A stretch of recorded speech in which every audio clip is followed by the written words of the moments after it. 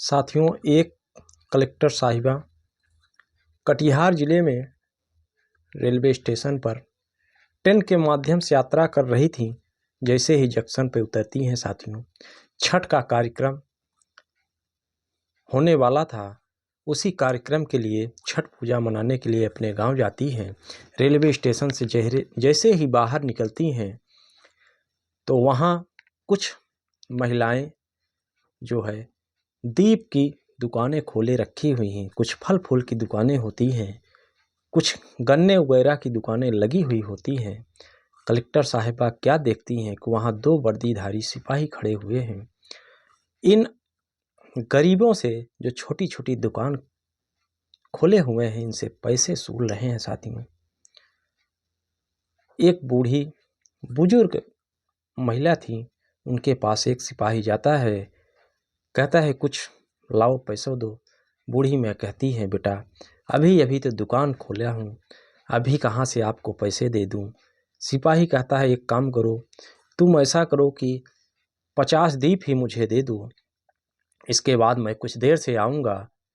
साथियों, वह उनसे जो मिट्टी के दिए होते हैं ले लेता है, और लेने के बाद जैसे ही चलता है तो जो बूढ़ी माँ होती हैं कहती है, बेटा पैसे तो दे दे जाओ, अभी बोहनी का टाइम है, अभी उधार कर दोगे तो सारा दिन मेरा ऐसे ही चला जाएगा।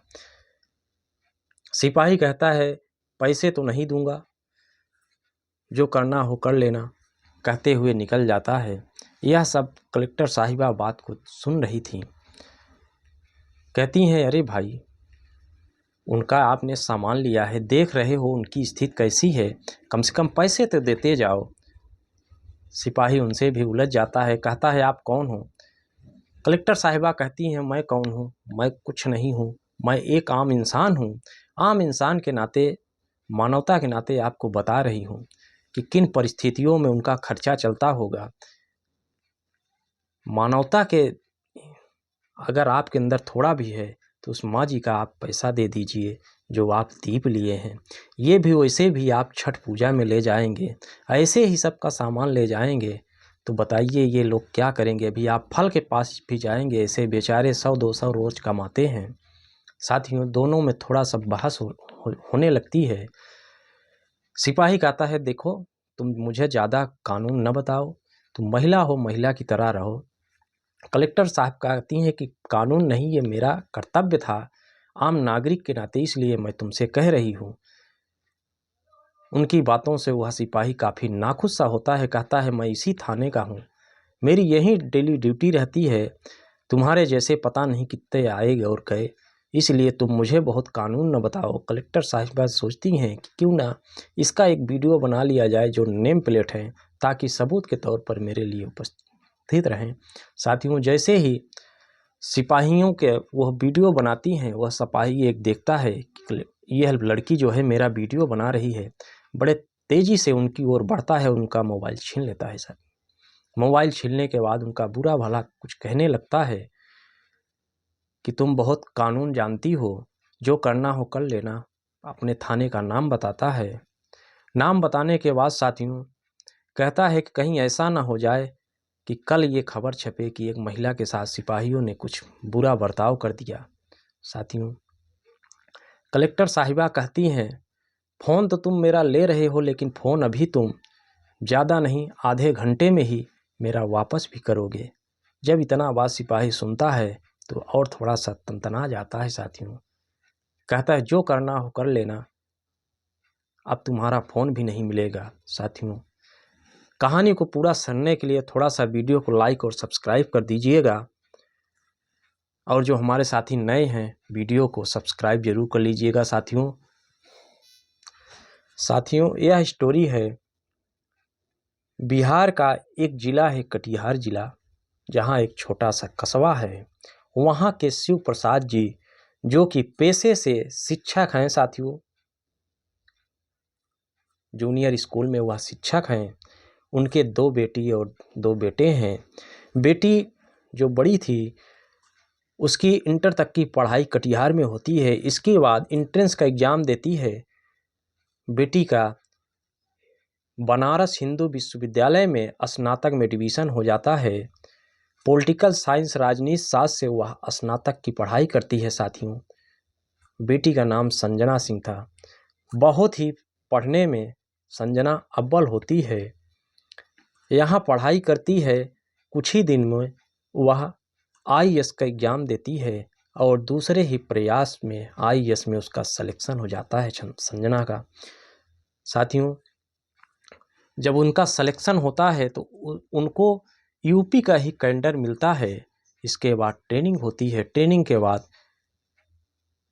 उनको कुछ दिन एसडीएम का पद दिया जाता है। इसके बाद प्रमोट करके वह ग्वालियर की डीएम बन जाती हैं साथियों कुछ ही दिन में। इसके बाद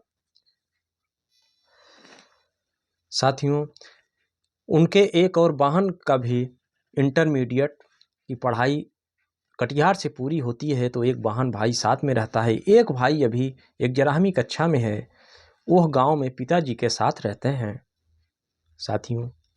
इसके बाद जब इनकी ज्वाइनिंग होती है कलेक्टर के पद पर इस समय ग्वालियर में, तो अपने भाई और बहनों को भी साथ में रख कर पढ़ाने लगती हैं। इसी बीच में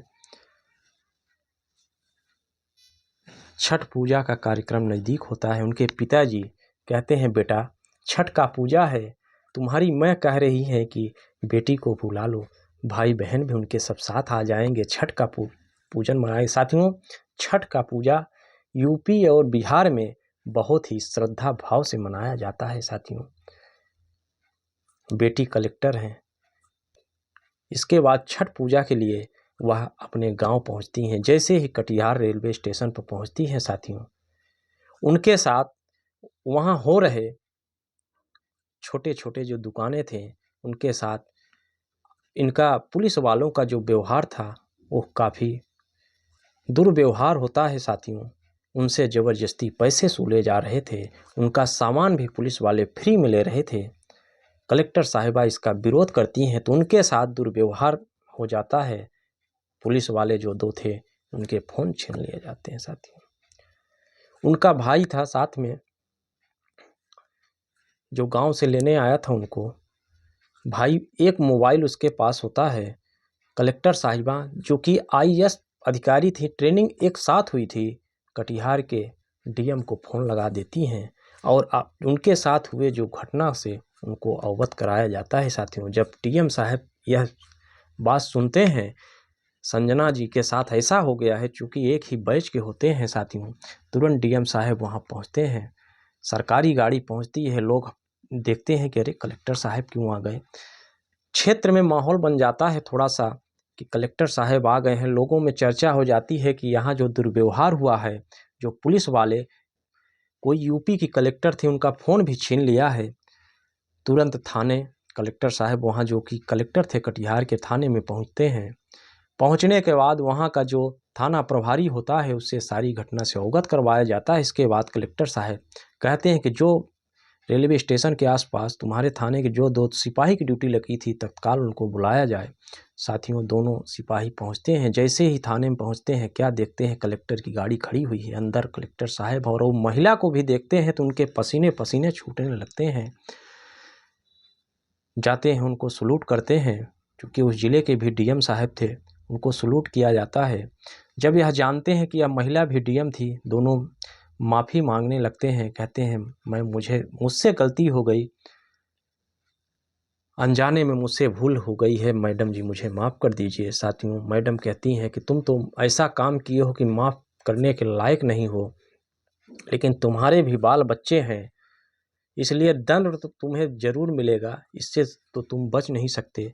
तुरंत वहाँ के एसपी को फ़ोन लगाया जाता है कलेक्टर के माध्यम से और सारी सूचना से अवगत करवाते हैं। और वो कहते हैं कि मैं चाहता हूं कि यहाँ का जो स्टाफ है, आए दिन ऐसी घटनाएं यहाँ होती रहती हैं, पूरे स्टाफ को ही यहाँ से हटाकर किसी पिछड़े एरिया में भेजा जाए।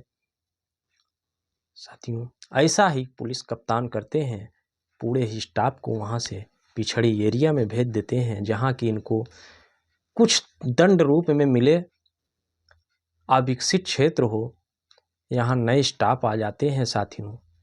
इसके बाद कलेक्टर साहब कहते हैं, संजना जी अगर कोई वाहन ना हो तो हम अपने वाहन से आपको घर भिजवा देते हैं।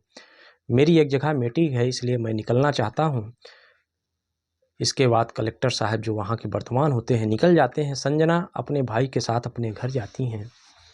जाने के बाद साथियों, आप देखे होंगे किसी गांव से किसी बेटी का अगर आईएएस में चयन होता है तो उस गांव के लिए बहुत ही गौरव की बात होती है। यही हाल संजना से होती है। डीएम बन के गाँव जब पहुँचती है तो गाँव वाले उनके स्वागत के लिए माला फूल लेकर जैसे ही गाँव में प्रवेश करती हैं खड़े हुए हैं।